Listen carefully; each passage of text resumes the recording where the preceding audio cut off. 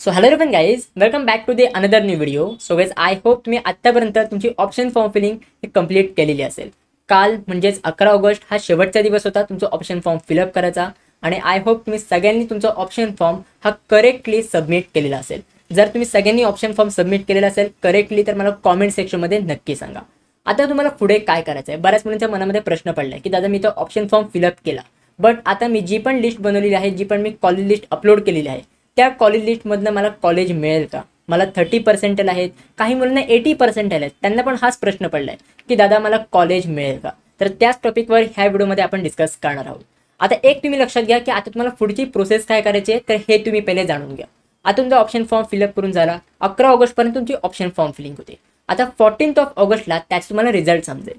म्हणजे 14 ऑगस्टला तुम्हाला समजेल की जी तुम्ही ऑप्शन फॉर्म फिलिंग केली होती, तुम्ही ऑप्शन फॉर्ममध्ये जी पण तुम्ही कॉलेजची लिस्ट अपलोड केली होती, त्या कॉलेजच्या लिस्टमधनं तुम्हाला कुठलं कॉलेज अलॉट झालं आहे की नाही झालं तर हे तुम्हाला समजेल. आणि जर तुम्हाला कॉलेज अलॉट झालं असेल तर कोणतं कॉलेज अलॉट झालं आहे, कुठल्या कॉलेजमध्ये कोणती ब्रांच अलॉट झाली आहे तर हे तुम्हाला समजेल. बघा, जे तुम्ही लिस्ट अपलोड केली होती त्याच्यापैकी तुम्हाला एकच कॉलेज अलॉट होणार आहे. बऱ्याच मुलांना प्रश्न असतो की दादा मला 2-3 कॉलेजेस अलॉट होतील का, तर नाही, तुम्हाला एकच कॉलेज अलॉट होणार आहे. एका कॉलेजमध्ये एकच ब्रांच तुम्हाला अलॉट होणार आहे. तर कुठलं कॉलेज अलॉट झालं तुम्हाला तर हे सगळं तुम्हाला 14 ऑगस्टला तुम्हाला समजेल. मग दादा जर आम्हाला कॉलेज अलॉट नाही झालं तर आम्ही काय करायचं. तर बघा, जर तुम्हाला कॉलेज अलॉट नाही झालं ना तर तुम्ही सिम्पली कॅपराउंड 2 मध्ये पार्टिसिपेट करू शकता. बट मोस्टली म्हणजे कॅपराउंड 1 मध्ये कसं की भरपूर कॉलेजमध्ये सीट्स आहेत ना, हे वॅकंट असतात. कॉलेजचे सीट भरलेले नसतात. कॅपराउंड 1 हा पहिला राऊंड असतो. सो कॅपराउंड 1 मध्येच भरपूर जणांचे कॉलेजमध्ये सीट्स भरतात. तर त्याच्यामध्ये ना मोस्ट ऑफ दी मुलांना म्हणजे 90% ऑफ मुलांना कॉलेजमध्ये अलॉटमेंट मिळतेच मिळते. ज्यांनी पण कॉलेजची लिस्ट ही परफेक्टली बनवलेली असेल त्यांना कॉलेजमध्ये अलॉटमेंट मिळतेच मिळते. बट ज्यांनी पण कॉलेज लिस्ट ही परफेक्टली बनवलेली नसेल, म्हणजे त्यांचे पर्सेंटाईल हे 30 किंवा 50 आहेत, बट त्यांनी 90 आणि 80% कॉलेज लिस्ट अपलोड केली असेल, तर मलाच तुम्ही सांगा की त्यांना कॉलेज कसं अलॉट होईल. तर त्यामुळे ज्या पण मुलांनी परफेक्टली कॉलेज लिस्ट बनवलेली असेल, त्यांच्या पर्सेंटेजच्या अकॉर्डिंग, त्यांच्या रँकच्या अकॉर्डिंग त्यांनी कॉलेज लिस्ट बनवलेली असेल, तर तुम्हाला नक्कीच हे कॉलेज कुठेतरी अलॉट होणार आहे. मग जर तुम्हाला कॉलेज अलॉट नाही झालं तर जसं मी तुम्हाला सांगितलं की तुम्ही कॅपराउंड 2 मध्ये सुद्धा पार्टिसिपेट करू शकता. आता कॅपराउंड 2 मध्ये जर मला कॉलेज नाही मिळालं तर सिम्पली तुम्ही कॅपराउंड 3 मध्ये पण पार्टिसिपेट करू शकता. असं काय हे नाही आहे की तुम्ही कॅपराउंड 1 मध्ये तुम्हाला कॉलेज नाही मिळालं तर तुम्ही कॅपराउंडमधूनच बाहेर होता, असं काही नाही आहे. जर तुम्हाला कॅपराउंड 1 मध्ये कॉलेज नाही मिळालं तुम्ही सिम्पली कॅपराउंड 2 मध्ये पार्टिसिपेट करू शकता. आणि जर तुम्हाला कॅपराउंड 2 मध्ये कॉलेज नाही मिळालं तर सिम्पली तुम्ही कॅपराउंड 3 मध्ये पार्टिसिपेट करू शकता. सो सिम्पल आहे, तुम्ही तिन्ही कॅपराउंड मध्ये पार्टिसिपेट करू शकता. बट दादा जर मला तिन्ही कॅपराउंड मध्ये कॉलेज नाही मिळालं तर बघा, मोस्ट ऑफ दी केसेसमध्ये असं होत नाही. जर तुम्ही कॉलेजची लिस्ट एकदम परफेक्टली बनवलीत ना तर तुम्हाला कुठल्या ना कुठल्या तरी कॅपराउंडमध्ये कॉलेज मिळतं. बट जर तुम्ही कॉलेज लिस्टच बरोबर बनवली नाही तर तुम्हाला कॉलेज मिळणार नाही. तर एक मी तुम्हाला सिंपल सांगून देतो. तर त्यामुळे जर तुम्हाला तिन्ही कॅपराउंडमध्ये कॉलेज नाही मिळालं ना तर तुम्ही सिम्पली स्पॉट राऊंडमध्ये पार्टिसिपेट करू शकता. आता स्पॉट राऊंड काय आहे ह्याच्यावर मी डिटेल्स ह्या व्हिडिओच्या शेवटला देईन. बट तुम्ही टेन्शन घेऊ नका, आपल्याकडे अजून 2-3 राऊंड्स आहेत. तर तुम्हाला अजिबात टेन्शन नाही घ्यायचं आहे. फक्त तुम्ही आत्तापासून कॉलेजला एक्सप्लोर करायला सुरुवात करा. ज्यांनी पण कॉलेज लिस्ट कॅपराउंड 1 मध्ये नीट बनवली नव्हती त्यांनी कॅपराउंड 2 साठी जरा अजून चांगली लिस्ट बनवायचा तुम्ही प्रयत्न करा. कॉलेजेस ते रिसर्च करायचं तुम्ही थांबू नका.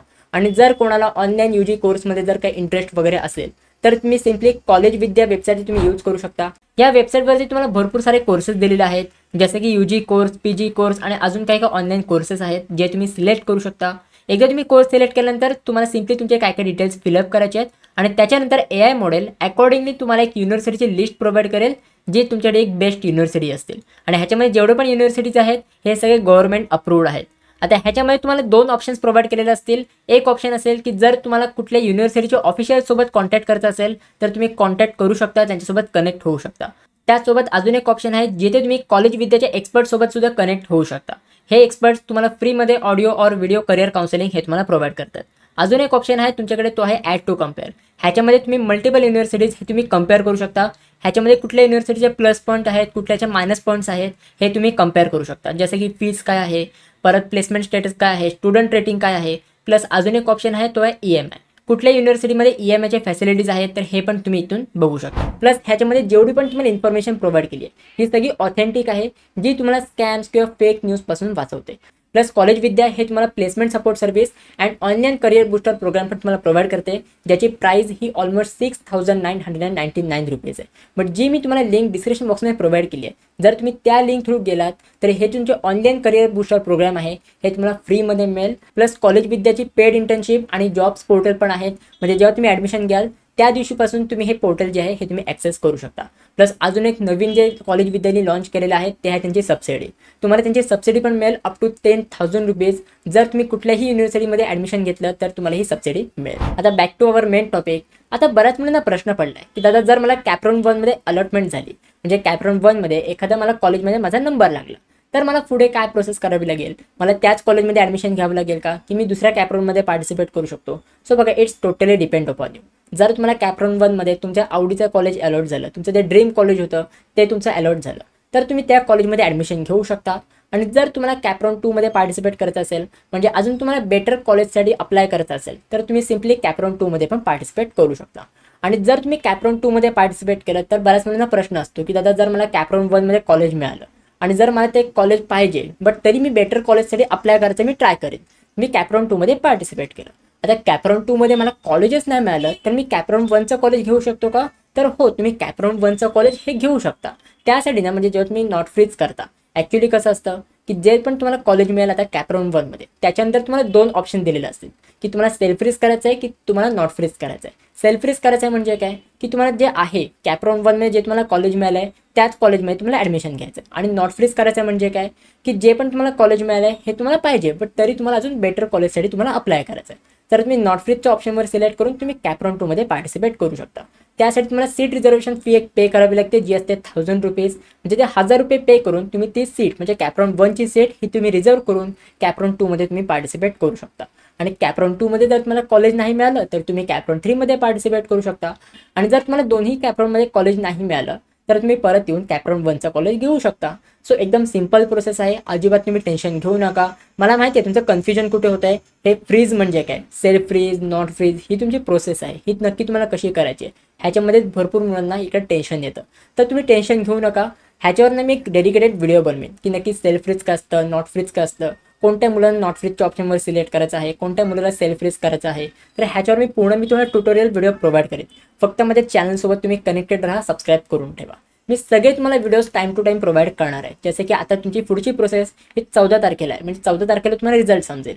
आणि त्याच्यानंतर 16 तारखेपासून ते 18 तारखेपर्यंत हे तुम्हाला 3 दिवस दिले जातील की ते तुम्हाला सीट घ्यायची आहे. म्हणजे कॅपराउंड 1मध्ये जे पण तुम्हाला कॉलेज मिळालं आहे ते तुम्हाला घ्यायचं आहे की नाही घ्यायचं आहे. घ्यायचं असेल तर त्या कॉलेजमध्ये तुम्हाला जाऊन रिपोर्ट करावं लागतं, डॉक्युमेंट वगैरे सबमिट करावे लागतात. तर हे तुम्हाला कसं करायचं आहे, काय काय तुम्हाला प्रोसेस करायची आहे, तर ह्याच्यावर पूर्ण मी डेडिकेटेड व्हिडिओ बनवणार आहे. जसं मी आधीपासून तुम्हाला गाईड करत आलेलो आहे टाईम टू टाईम, तसंच मी ह्यावेळी पण तुम्हाला गाईड करणार आहे. सो तुम्हाला अजिबात टेन्शन नाही घ्यायचं आहे, ठीक आहे. आता बऱ्याच म्हणजे प्रश्न होते की दादा स्पॉट राऊंड, आमचे हे स्पॉट राऊंड कधी चालू होणार? तर बघा, प्रत्येक कॉलेजचे स्पॉट राऊंड आहेत ना, हे कॅपराउंड 3 झाल्यानंतरच स्पॉट राऊंड हे सुरू होतात. स्पॉट राऊंड म्हणजे बेसिकली काय असतं, हे सगळं कॉलेज हँडल करतं. CET ह्याच्यामध्ये काही पण इंटरफेअर नाही करत. जे पण स्पॉट राऊंड आहे हे इंडिव्हिज्युअली जे पण काही कॉलेजेस आहेत हे हँडल करत असतात. आणि हे कॉलेजच्या बेसवर होतं. कॉलेजेस डिसाईड करते की कसे ॲडमिशन घ्यायचे आहेत, मेरिट बेसवर ॲडमिशन घ्यायचे आहेत की first come first server admission घ्यायचे आहेत. म्हणजे जो पहिला येईल त्यालाच ॲडमिशन द्यायचं आहे की ज्याचा रँक जास्त आहे, ज्याचा रँक चांगला आहे तर त्याला ॲडमिशन द्यायचं आहे. तर हे पूर्ण कॉलेज बेस्ड असतं. सो तुमचे कॅपराउंड 3 झाल्यानंतरच सगळ्या कॉलेजेसमध्ये स्पॉट राऊंड हे सुरू होतात.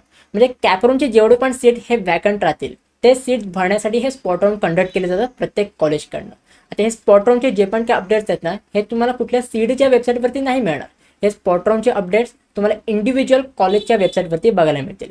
कुठल्या ना कुठल्या तरी कॉलेजच्या वेबसाईटवरती कॉलेज तुम्हाला नोटीस प्रोव्हाइड करतं की आमच्या कॉलेजमध्ये स्पॉट राऊंड हे सुरू झालेलं आहे. मग तुम्ही त्या कॉलेजमध्ये व्हिजिट करून तुम्ही त्या स्पॉट राऊंडमध्ये पार्टिसिपेट करू शकता. सो तुम्हाला कसं पार्टिसिपेट करायचं आहे, कुठल्या कॉलेजेसमध्ये स्पॉट राऊंड हे सुरू झालं आहे, ह्याचे पण मी तुम्हाला अपडेट्स प्रोव्हाइड करीन. अजिबात तुम्हाला टेन्शन घ्यायचं नाही आहे. सो गाइज, आय होप ह्या व्हिडिओमध्ये जे पण मी तुम्हाला सांगितलं आहे हे सगळं तुम्हाला समजलेलं असेल. आता बाकी जे पण काही तुमचे डाऊट्स असतील तर हे सगळे मला कॉमेंट सेक्शनमध्ये तुम्ही विचारू शकता. आणि जे पण मी तुम्हाला व्हिडिओमध्ये सांगितलं आहे सगळं तुम्हाला समजलेलं असेल तर मला कॉमेंट सेक्शनमध्ये नक्की सांगा. आणि जर तुम्हाला कुठल्या युनिव्हर्सिटीजबद्दल इन्फॉर्मेशन पाहिजे असेल तर तुम्ही कॉलेज विद्याची वेबसाईट ही तुम्ही व्हिजिट करू शकता. त्या वेबसाईटची लिंक मी तुम्हाला डिस्क्रिप्शन बॉक्समध्ये प्रोव्हाइड केलेली आहे.